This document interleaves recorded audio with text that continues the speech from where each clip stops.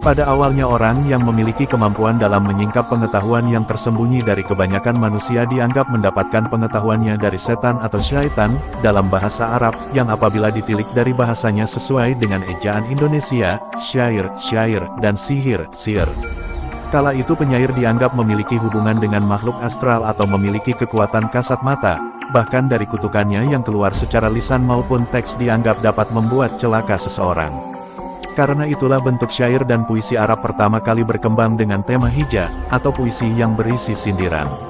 Pada perkembangannya, syair memiliki karisma dalam memainkan berbagai peran sosial. Misalkan orang-orang Arab berada di peperangan, keberanian lidahnya sama dengan keberanian tangannya. Seorang penyair dapat membuat peperangan antar suku, karena dipengaruhi oleh ungkapan puitis yang mirip dengan demagog atau netizen penyebar hoaks yang mengadu domba dan menimbulkan fitnah. Syairnya yang dilestarikan melalui ingatan dan adanya transmisi secara lisan, menjadikannya sarana publisitas yang tidak ternilai. Ayamul, Arab dan halalnya, sihir. Ayamul, Arab merupakan salah satu di antara gejala dalam fenomena sosial di Arab menjelang kelahiran Islam. Dalam bahasa Arab tersebut memiliki arti, hari-hari orang Arab, ayam al-Arab. Fenomena sosial yang dinamakan Ayamul Arab berisi permusuhan peperangan antar suku yang disebabkan karena persengketaan hewan ternak dan mata air. Setelah terjadinya persengketaan, lalu terjadi perampokan dan penyerangan. Berangkat dari itu, munculnya nama seseorang sebagai pahlawan lokal dan munculnya perang syair yang dipenuhi dengan kecaman penyair sebagai juru bicara dari masing-masing pihak yang bersengketa. Masyarakat Arab menjelang era Islam memang orang-orangnya selalu siap untuk berperang, tetapi bukan berarti berani untuk mati.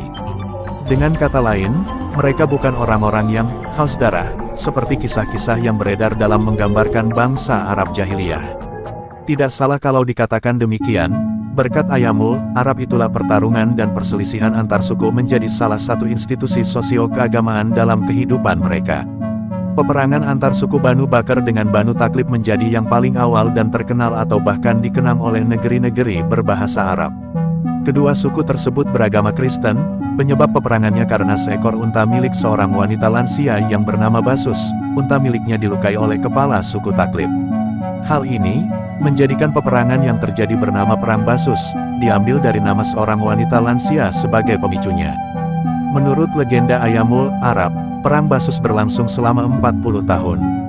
Sementara itu peperangan terus berkobar diiringi ungkapan-ungkapan puitis dan kalimat syair. Selesainya peperangan tersebut setelah adanya proses mediasi atau arbitrase atau melalui perantara pihak ketiga untuk mencapai kesepakatan bersama. Selain itu, selesainya Perang Basus karena lelahnya kedua belah pihak dalam berperang. Fenomena sosial yang terjadi mempengaruhi perkembangan sastra Arab, misalnya mempengaruhi genre dan tema yang populer di kalangan penyair Arab pada masa menjelang kelahiran Islam.